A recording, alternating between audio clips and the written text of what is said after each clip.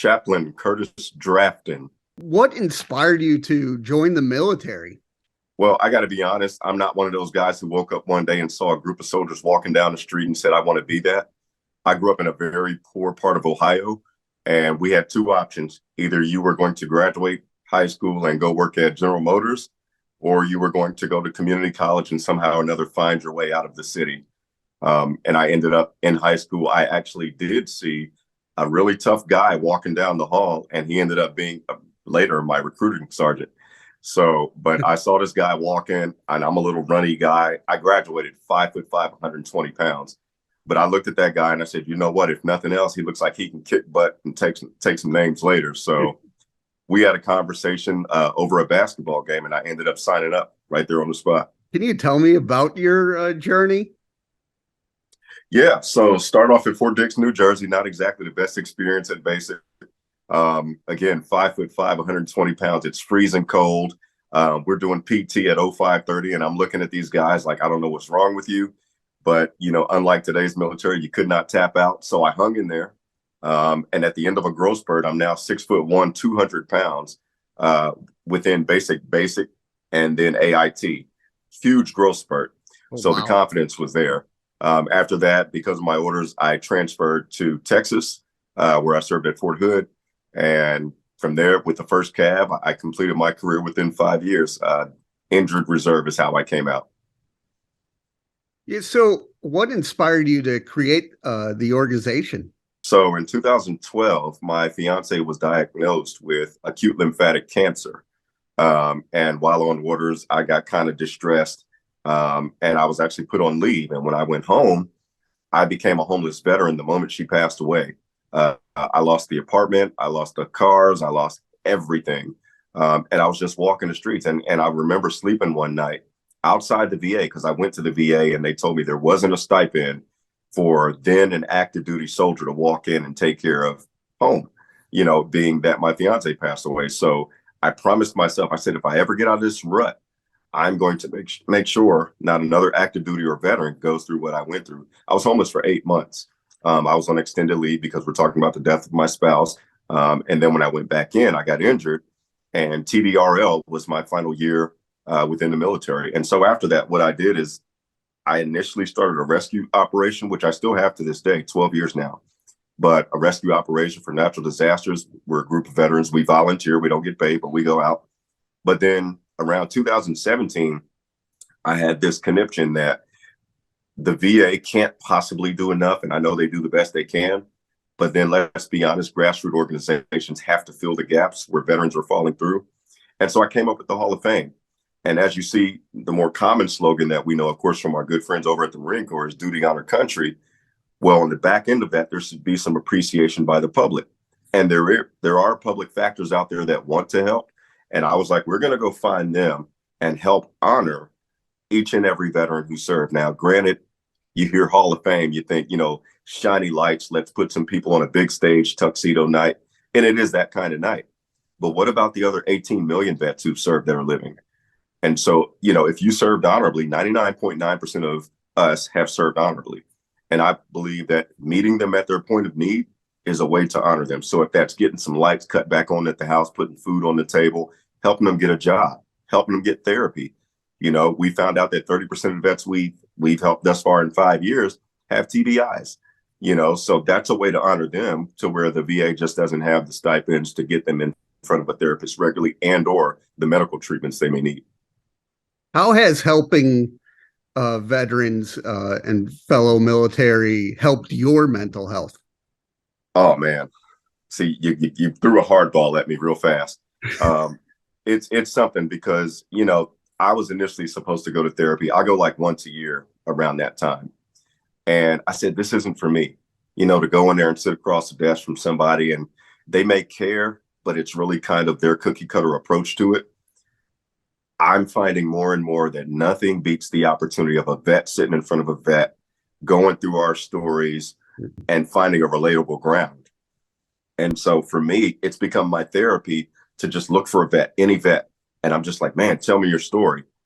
And it helps me adapt to where I used to be, even though now I've been out for almost 7 years, you know, but it's really like, how does that veteran across from me expose themselves the same way that I feel to somebody across from a desk?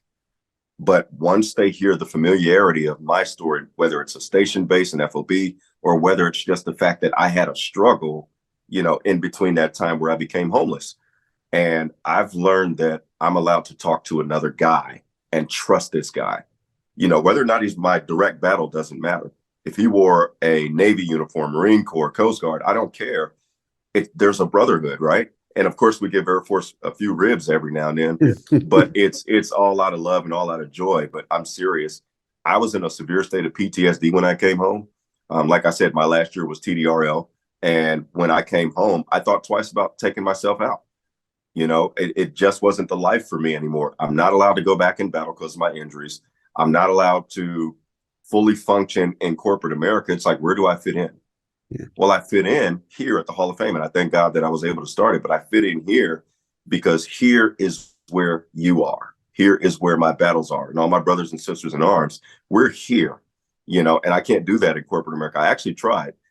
When I first got my first job here, I'm in Charlotte, North Carolina. I was the marketing director for Jersey Mike's. Well, I went to them and said, what more can we do for vets? And they said, nothing. I'm like, that's not true. I know where homeless vets are now. We can feed them once a week or something. I don't know. And they didn't want to do that. So I walked away frustrated. But with starting this, now I'm allowed to have complete autonomy over approaching, addressing, and being there for other veterans. Yeah. How does the process work of selecting Hall of Famers? So it's a pretty tedious task. It's funny. Initially, we were like, we had an application process online. You can imagine the countless scores of applications we got, from going as far back to World War II, because we need a DD-214 to verify. And that's when DD-2 started, is in 1950. And so in 1950 forward, imagine how many vets have served. So the first year, I think we had somewhere around 900 potential applicants. And we had to be honest, we had to whittle through that and get down to the bare bones of maybe 10, which we did. But I said, next year, we can't afford to do this again. So we now have a research and selection committee, which is now at this point functioned by our alumni association. But it's really based on 3 credits of merit. So it's valor, it's service. What did you do in the military? Did you get injured? And then there's also another category of what are you doing for your community? So if you served 4 years, and I'm not quite sure your history, but if you served 4 years, and let's say you came out still a private or maybe even a sergeant, E5, and you come home, you may now start something that services the community, that the community worldwide or nationwide, however you want to take your venture, is beneficial to humanity. And that's very noteworthy, because we would like to think that what the military instilled on you is what gave you the umption and the bare bones and the wherewithal to stand on this mission that you've created.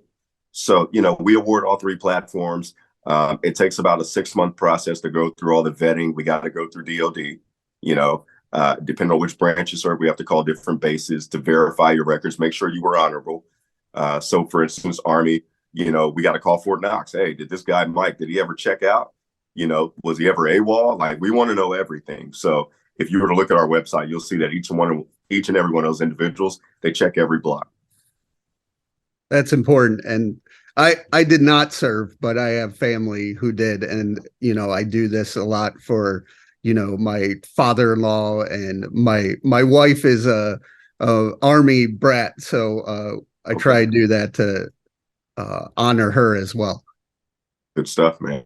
Good stuff. And that's something too, like I'm now part of Vet Jobs, which is also now in collaboration with Hiring Our Heroes. And on the flip side of that, there's our military spouse jobs. A lot of people don't give credit to the spouse or the family back home while we're away. So what we do is we make sure that the spouse is well taken care of, whether that's a job, finding childcare, the son at home who's holding down the family while dad's away. Like, all of these people matter.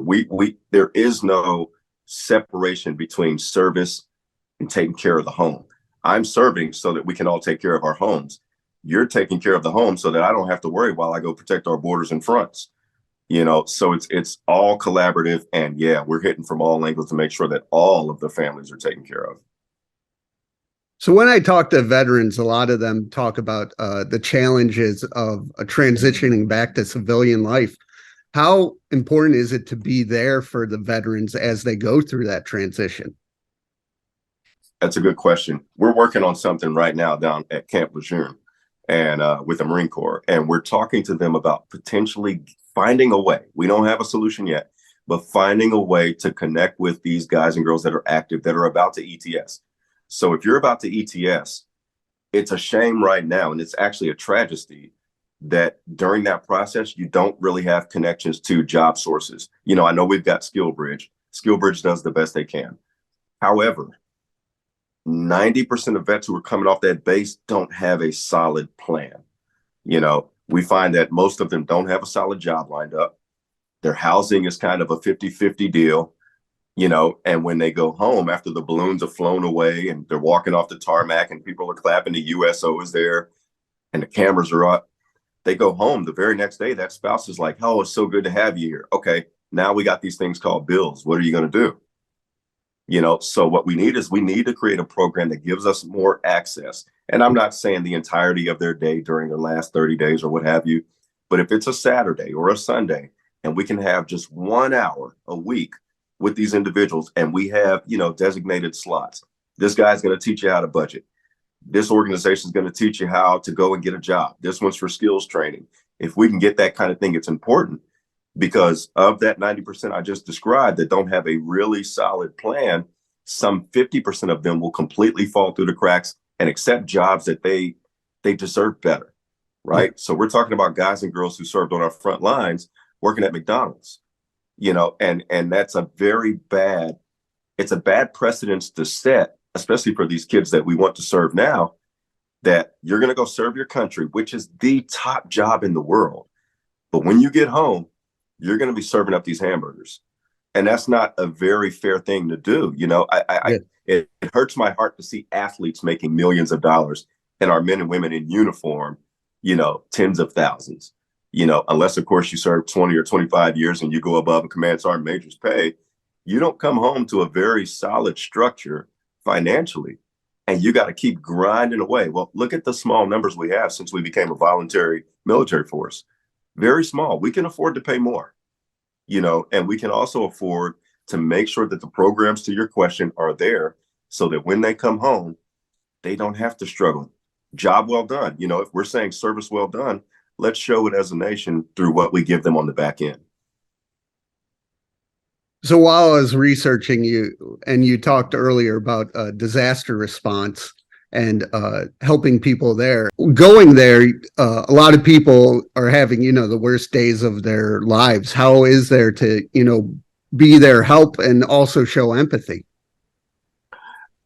The one thing we realize, no matter who you are in this world, when you see some veterans coming around the corner, you're more free. You know, I mean that in the literal sense. So there are a lot of organizations that do disaster response.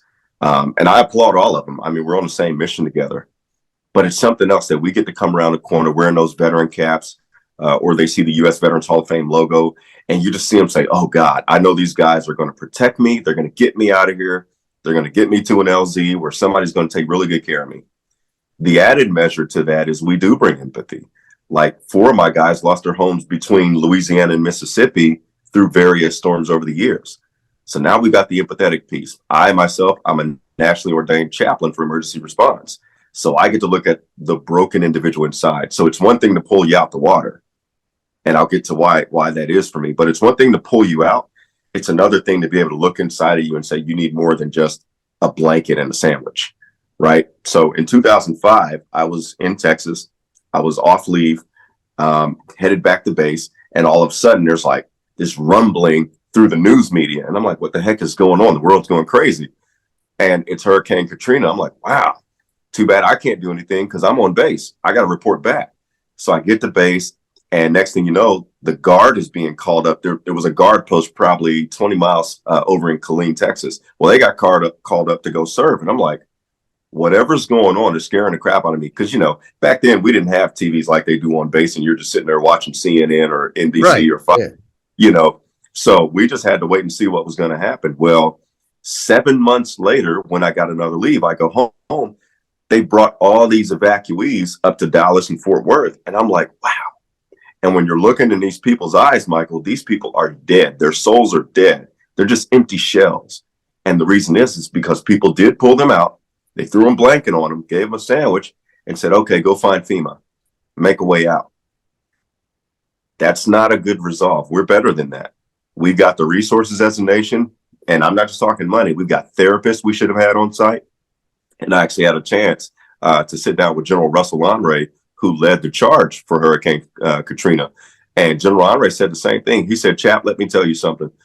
The one thing that I wish I had known then was that I can't just pull bodies out of water and put them in a four-wall cell.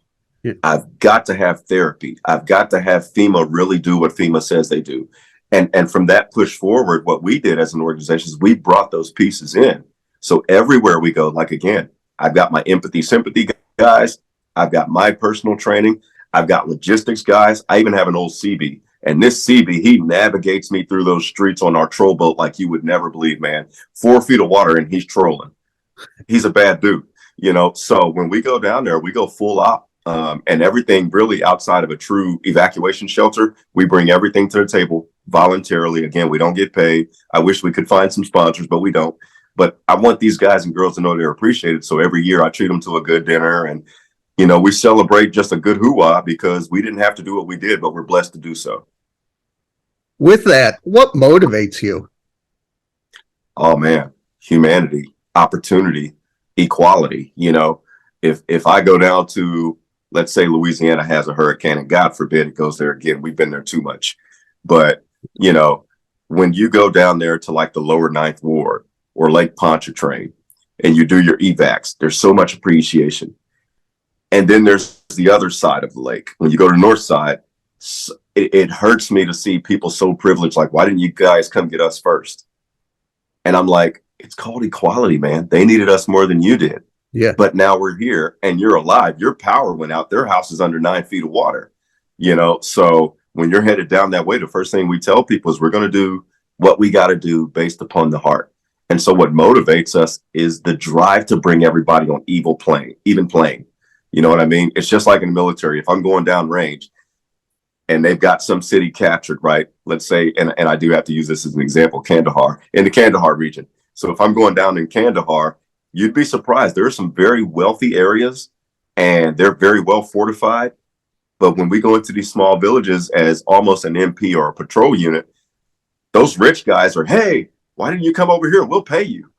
You can't pay me to negate those guys who are under heavy fire and siege when I got to, there's a way to do this. So our strategic planning is based upon the heart. That's why we do what we do every day.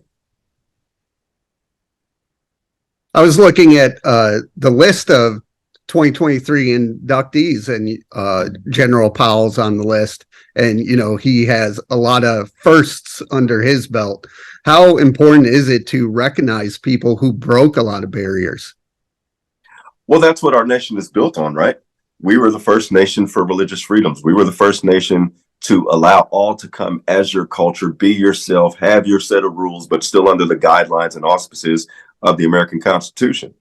And so when you're looking at a General Powell, again, broke so many barriers that now provided opportunities for other individuals that as they come in, they now have a blueprint that they can follow and have a successful military career.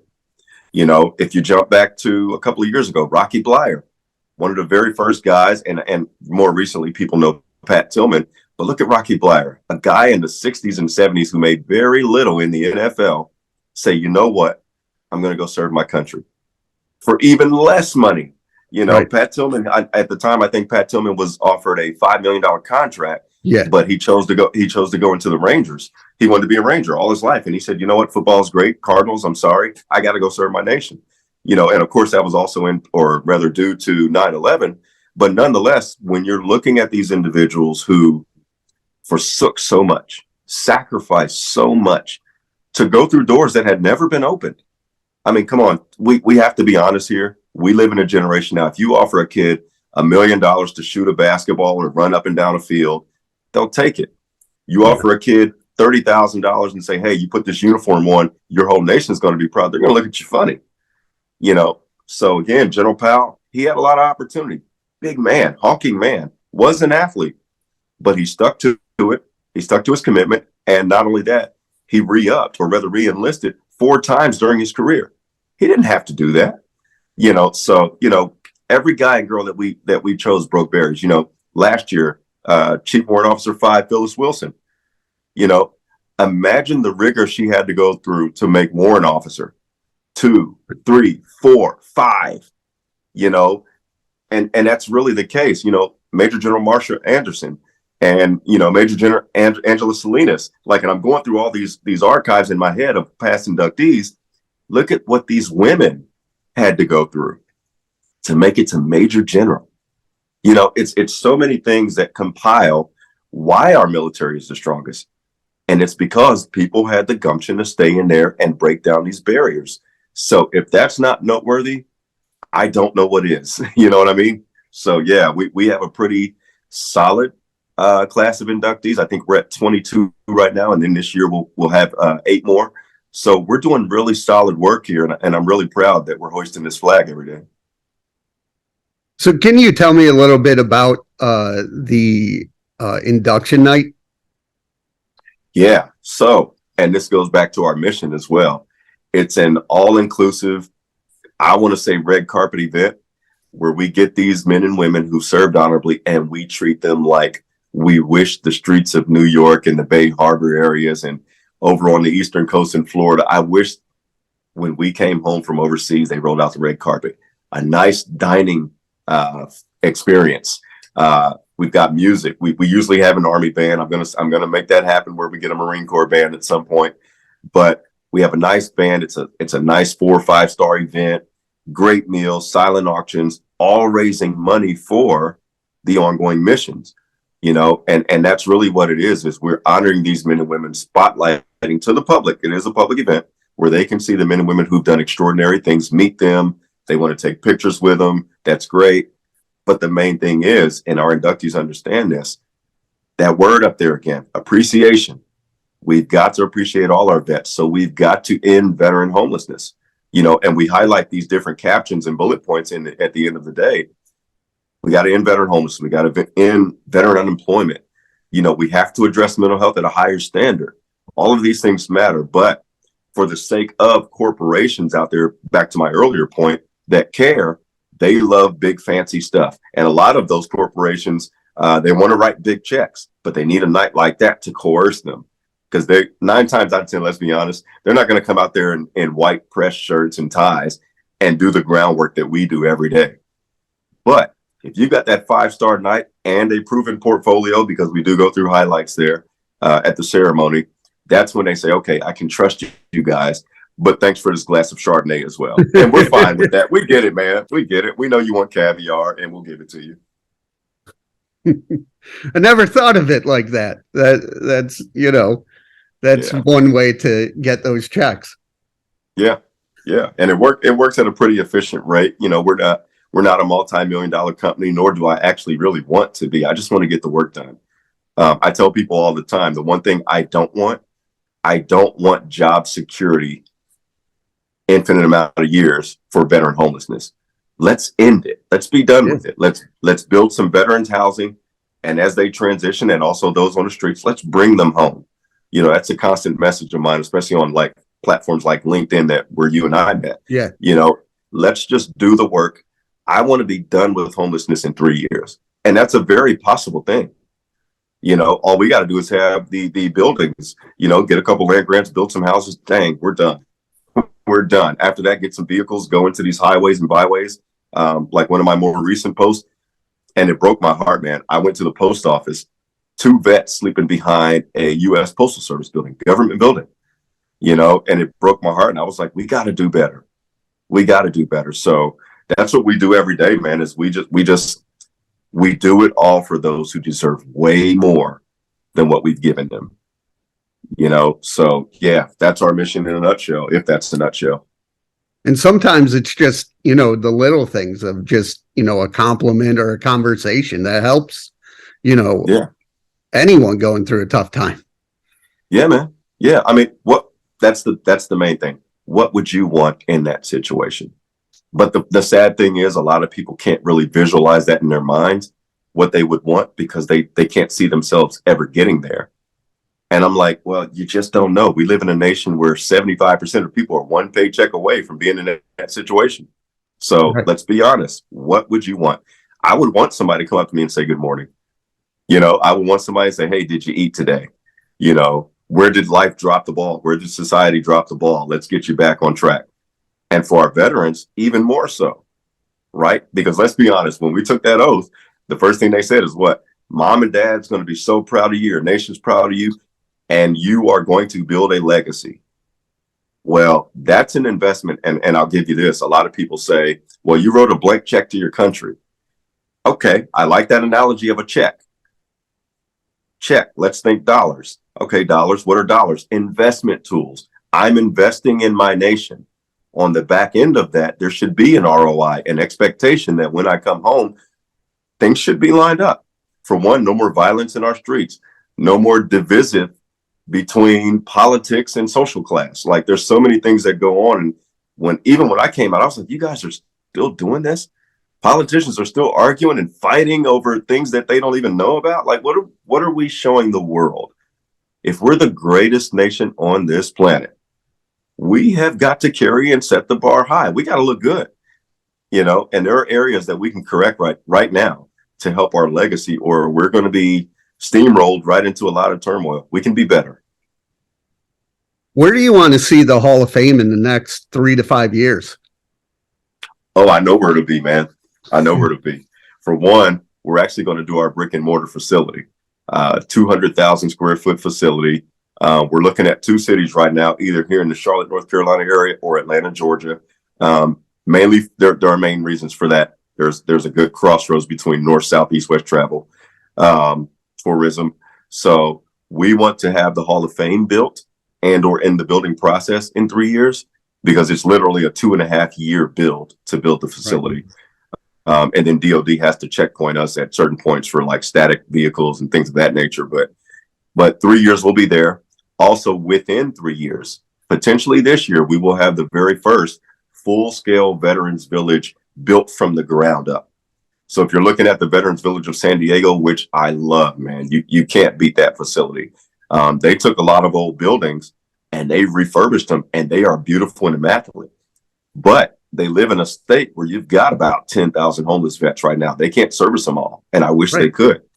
But what we need in more than one state, I think we need one in every state, is a village to bring about 100 to 200 beds in and go out and get these guys and girls and help them transition into the way of life that they dreamt of. So within